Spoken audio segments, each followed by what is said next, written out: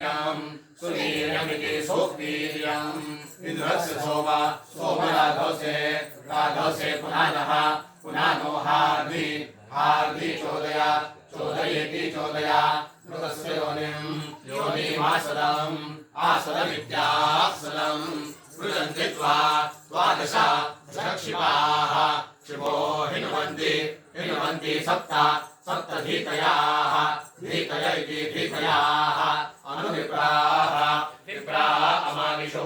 अमालिषुरित्यमालिषुः देवेभ्यस्त्वा मदायकं सूर्यानमति मेष्या इति मेष्याः सङ्गोभिः गोभिर्वासयामसि पुनः कलशेष्वावस्त्राण्यरुषः अरुषो हरिरिति हरिः गव्यान्यव्यदा अव्यदेत्यव्यदा मघो न आपोवस्व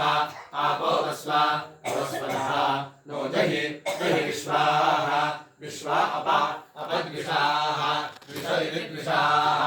इन्दो सखायम् इन्दो इति इन्दो सखायमावीशा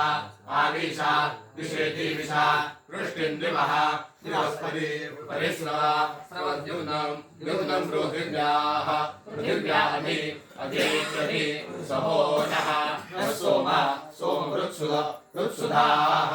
वृत्स्विति वृत्तसु धा इति धाः नृचक्षसमिति नृचक्षसाम् वयमिन्द्रपीतौ सर्विदम् इन्द्रपीतमिति सर्विदमिति स्वाहाग्रम् भक्षीमहि प्रजामिषम् इषमितीशम् परिप्रिया दिवः